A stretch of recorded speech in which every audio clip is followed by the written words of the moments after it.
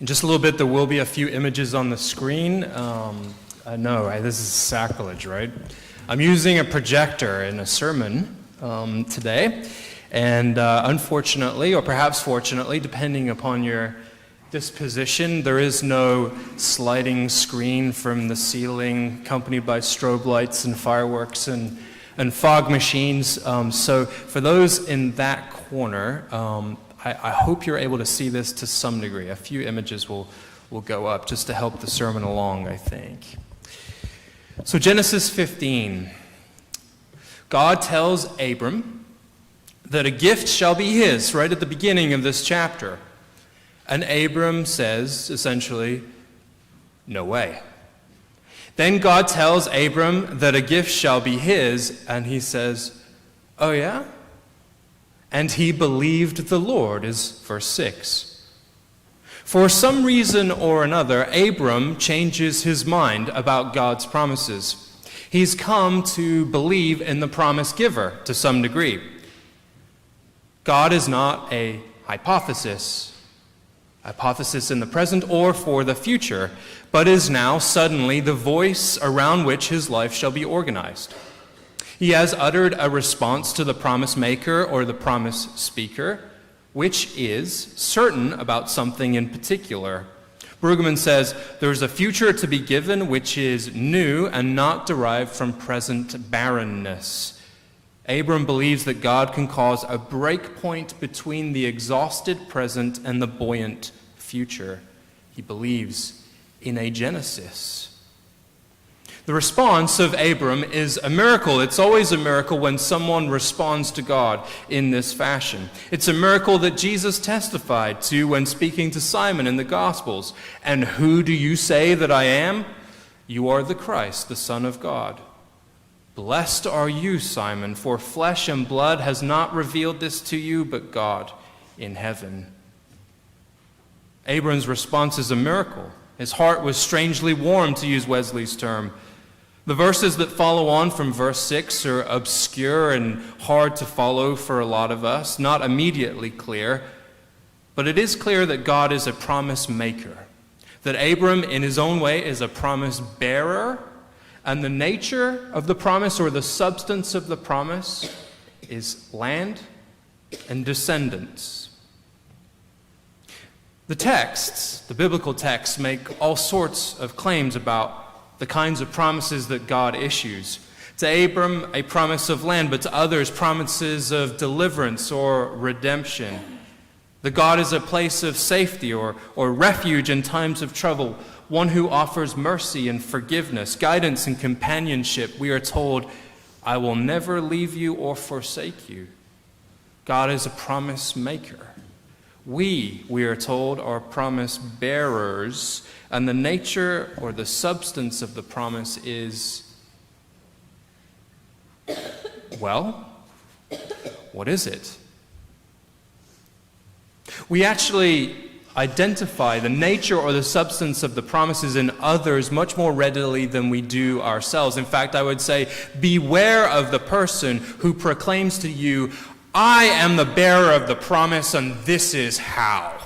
I have 5 bullet points. God is revealed through me in this way. And yet, we must offer testimony. We must offer testimony, especially today, on another day in America where gun violence in our country is only hours old.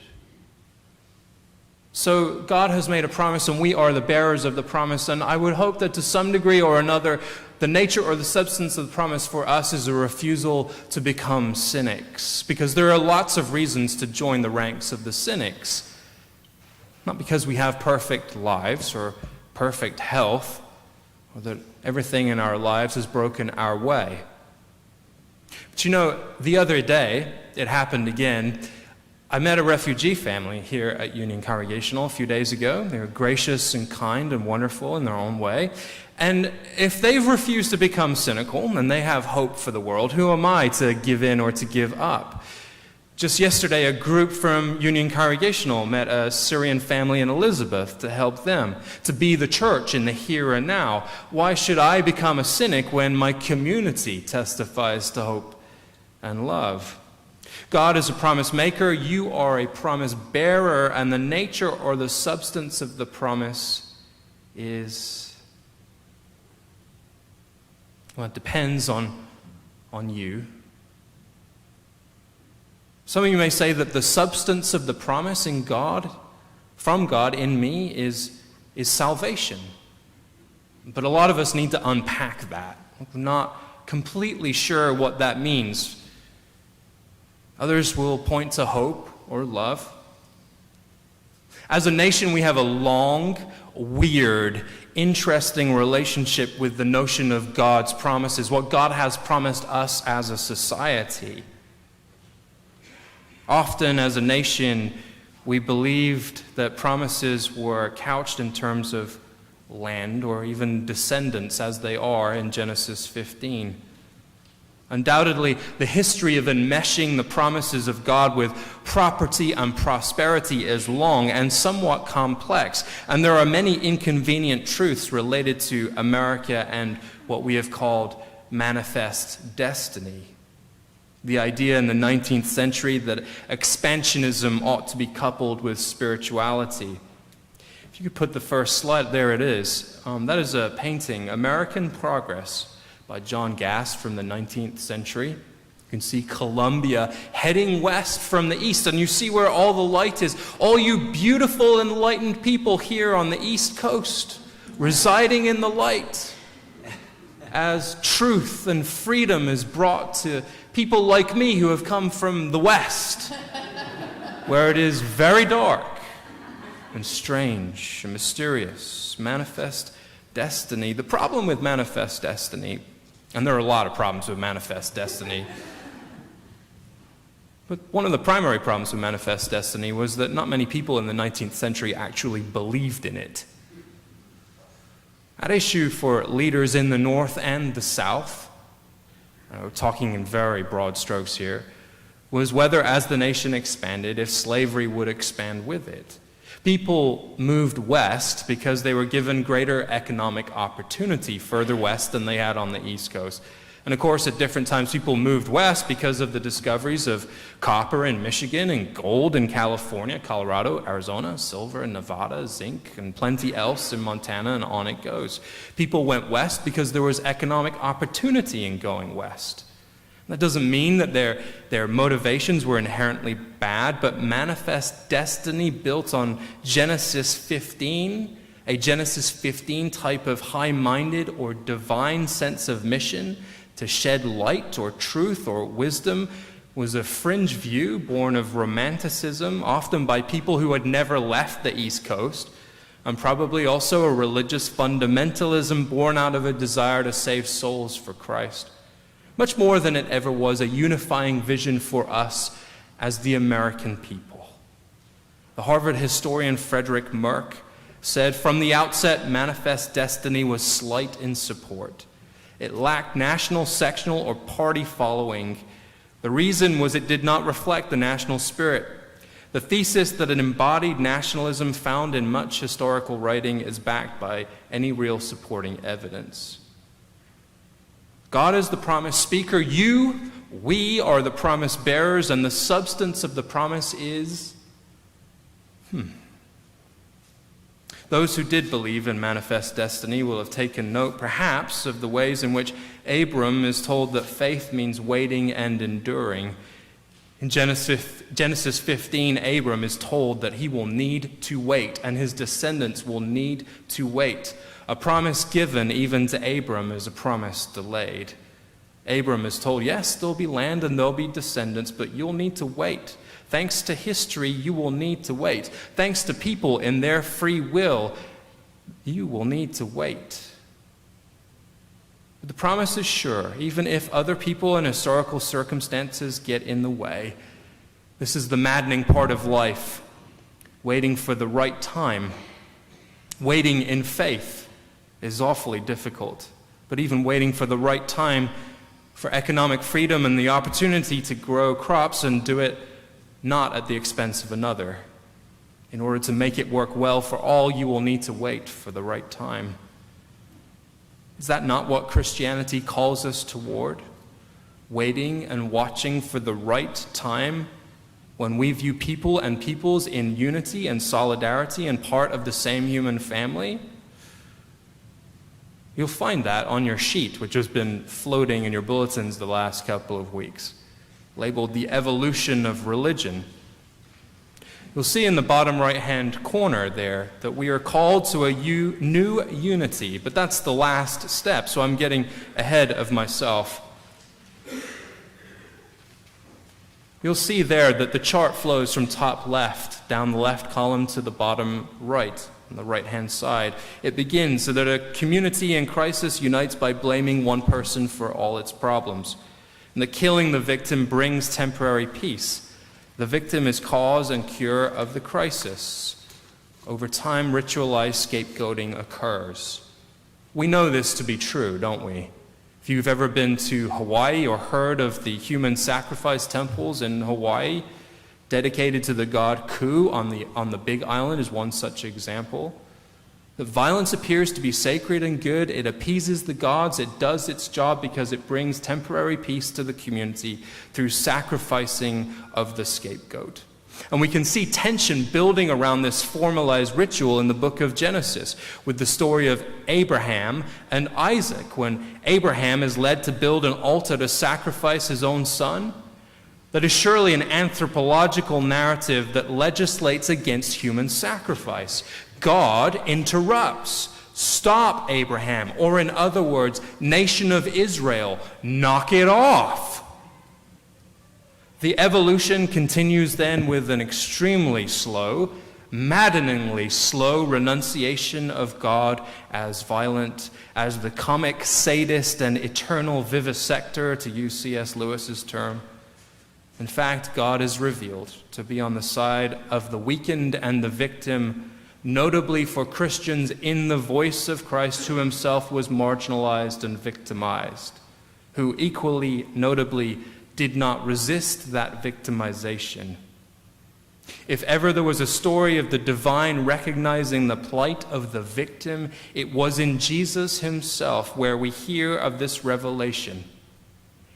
If people can sacrifice the Son of God, one who seemingly does little to no wrong, then what import does this have for our willingness to make victims of people or to make scapegoats of others and to claim violence as a moral good?